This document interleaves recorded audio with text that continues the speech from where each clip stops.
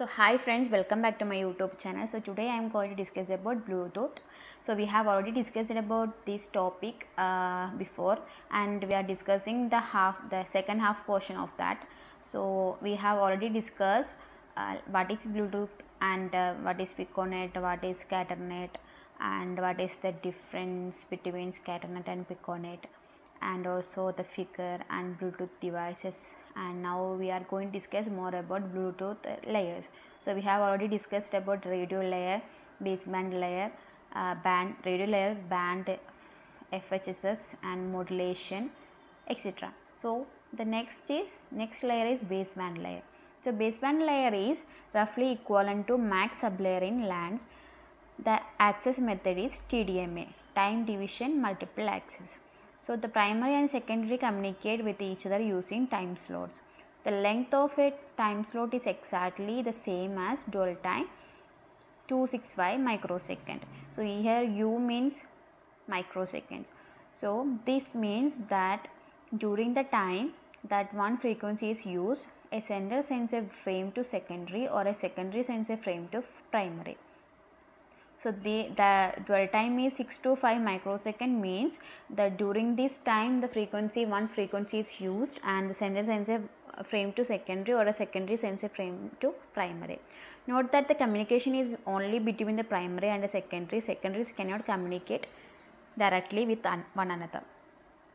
So talking about TDMA. TDMA is Bluetooth uses a form of TDMA called TDD, TDMA. So time division multiplex, time division duplex, time division multiplexes.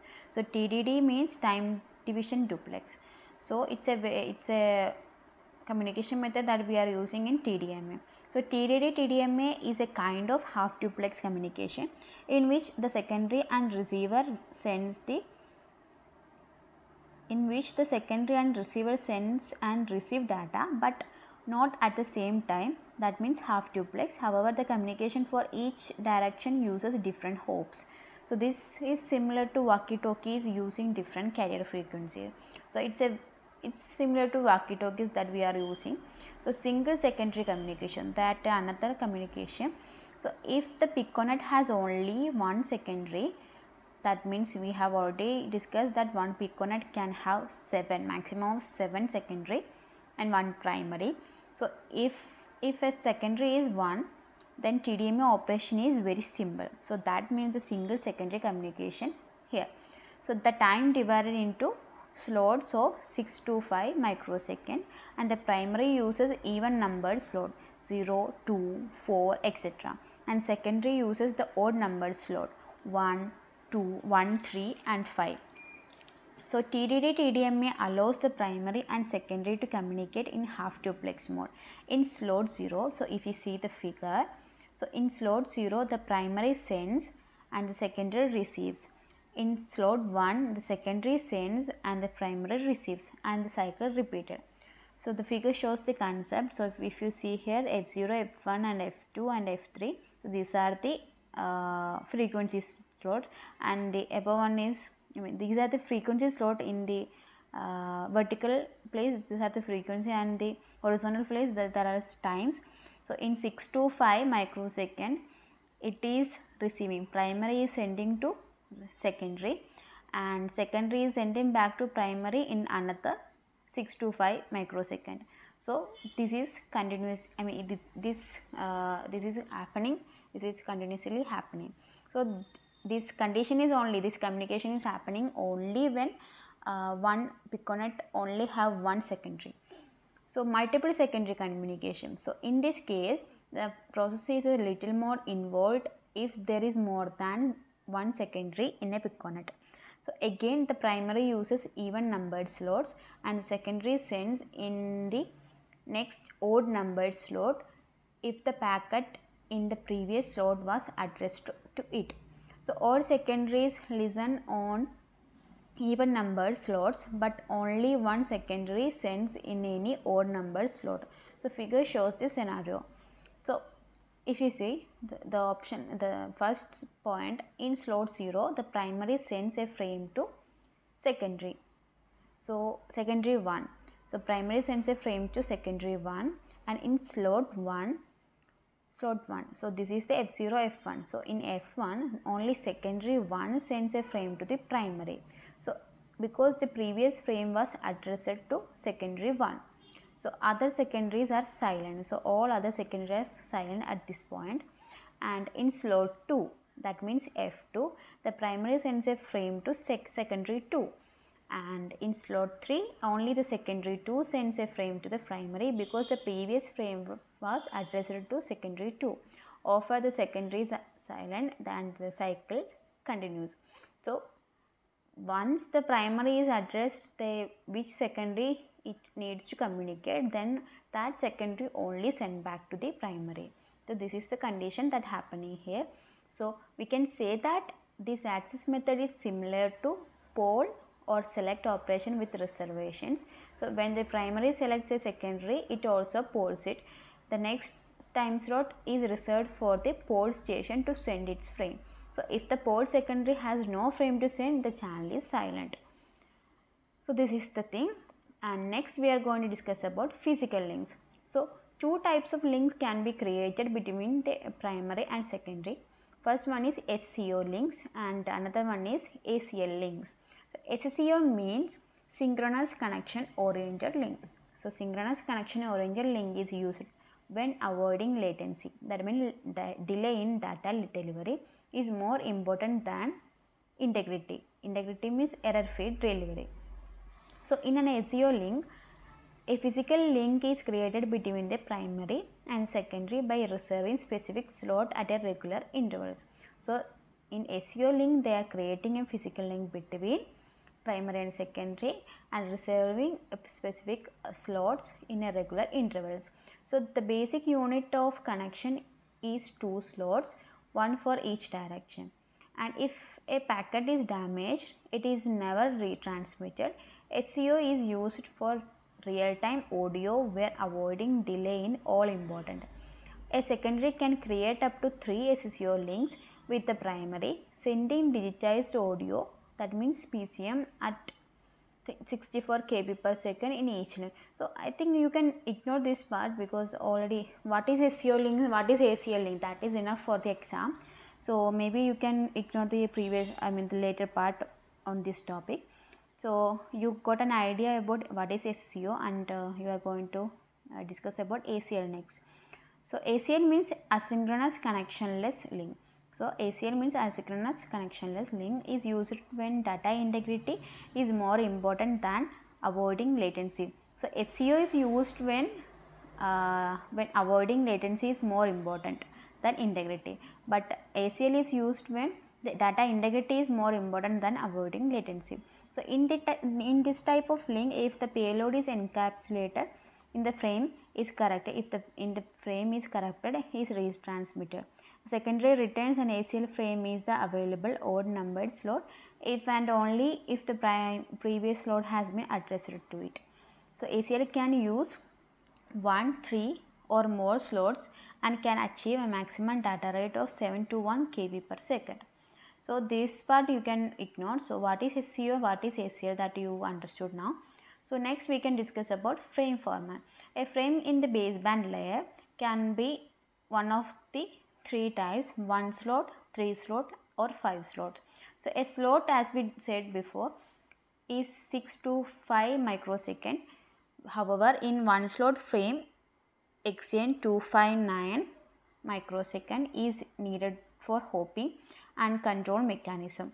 This means that 1 slot frame can last only 625 minus 259 or 366 microsecond. So what we are saying is 1 slot means 625 microsecond, and 1 slot frame exchange is 259 microsecond needed for hopping and control mechanism. So the remaining part is 366 for microsecond for only lasts for 366 microsecond. So with the 1 megahertz bandwidth and 1 bit per hertz, the size of 1 slot of frame is 366 bits. A 3 slot frame occupies 3 slots. So however, since 259 microseconds is used for hopping and the length of the frame is 3 into 625 minus 259. That means 1610 microsecond or 1616 bits. So a device that uses 3 slot frame remains at the same hop at the same carrier frequency or 3 slot. So even though only one hop number is used, 3 hop number are consumed. So that means the hop number for each frame is equal to the first slot of the frame, and the live slot frame also uses 259. So 5 slot frame also uses 259 bits for hopping, and which means that the length of the frame is 5 into 629 minus 259 equal to 2866 bits. So that we have explained in this figure also. So you can access that. So the frame format is first 3 are there, access code, header and data. So access code means 72-bit field normally contains synchronization bits and the identifier of the primary to distinguish the frame of one piconet from another.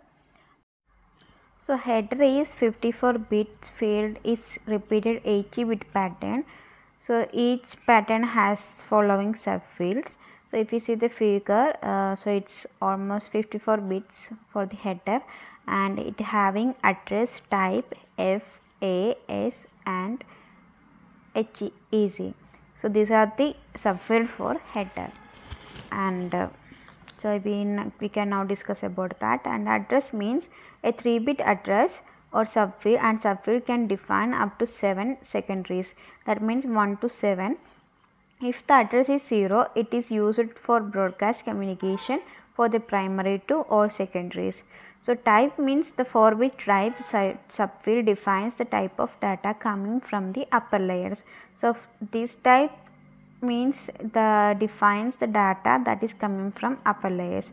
F means this 1-bit subfield is for flow control, and when set to 1 it indicates the device is unable to receive more frames, buffer is full. So F means buffer is full. So 1, if it is set to 1, it indicates the device is unable to receive more frames. A means if this 1-bit subfield is for acknowledgement. So Bluetooth uses stop and wait ARQ. So 1 bit is sufficient for acknowledgement. So S means 1-bit subfield hold a sequence number. So Bluetooth uses stop and wait ARQ. So 1 bit is sufficient for sequence numbering. And HEC means the 8-bit header error correction subfield. So 8-bit header error correction subfield is known as HEC. So it's a checksum to detect errors in each 80-bit header section. So these are the subfield for header. So these 80 bits parts is repeated 3 times. So F means buffer is full, A means acknowledgement, S is sequence numbering, type means the type of data that is coming from upper layer, and address means if it is set to 1, if it is set to 0, then it is a broadcast communication for all primary, for all secondaries from primary. And also this is a subfield can define up to 7 secondaries. So header is a 3 identical 80-bit section, and the receiver compares these 3 sections bit by bit. If each of the corresponding bit is the same, the bit is accepted. If not, majority opinion rules. And this is the form for forward error correction for the header only. This double error control is needed because the nature of communication via air is very noisy. Note that there is no retransmission in this sublayer. And payload is the last frame. So that is there is a subfield that can up to 0 to 2740 bits long, and it contains data or control information coming from the upper layers. So next one is very important, L2 cap layer. So L2 cap layers means logical link control and adaptation protocol. So L2 cap, L2 here means LL. So it's roughly equivalent to LLC sublayer in LAN. So it is used for data exchange on an ACL link. SEO channel do not use L2 cap. So it is only used in the data exchange in ACL link. So figure show the frame format for the packet in this level. So length is 2 bytes, channel ID is 2 bytes, and data and control is from 0 to 65535 bytes. So this 60-bit length field defines the size of the data in bytes coming from upper layers, and data can be up to 65535 bytes. The channel ID, that means CID, defines a unique identifier for the virtual channel created at this level, and L2 cap has specific duties like multiplexing, segmentation and reassembly, quality of service and group management. So we are now discussing about that. So first one is multiplexing. Multiplexing means L2 cap can do multiplexing. At sender side, it accepts data from one of the upper layer protocol, frames them and delivers them to the baseband layer. At the receiver side, it accepts the frame from the baseband layer, extracts data and delivers them to the appropriate protocol layer. So segmentation and reassembly. So the maximum size of the payload field in the baseband layer is 2774 bits or 343 bytes. So this includes 4 bytes to define the packet and packet length. Therefore, the size of the packet that can arrive from an upper layer can only be 339 bytes. However, application layers sometimes need to send a data packet that can be up to 65535 bytes, an internet packet for example. So the L2 cap divides this large packet into segments and adds extra information to define the location of the segment in the original packet. An L2 cap segment can packet at the source and reassemble them at their destination. So the next one is QoS, quality of service. So Bluetooth allows the station to define quality of service level, and Bluetooth defaults to what is best for best effort service. It will do its best under the circumstances. So that is all about QoS. And next one is group management. So another functionality of L2 cap is to allow devices to create a type of logical addressing between themselves. So this is similar to multicasting. For example, 2 or 3 secondary devices can be a part of multicast group to receive data from primary. So these are all about the L2 cap. So L2 cap is used, asked in the exam also. So write like this and expand if you like, and please do note this video and study this video, and if you like this video, please subscribe my channel, like, share and comment. So next video we will see a next topic regarding in ACS, Advanced Communication Network. So I think this is all for today. So we have discussed a lot more about Bluetooth. This is not this is a lot of information are there. For exam, maybe 10 marks question will be asked to answer. So you can write it in a brief or with important points regarding each topic. So don't forget to watch this video. So if you like this video, please subscribe my channel, like, share and comment. So see you in the next video. Thank you.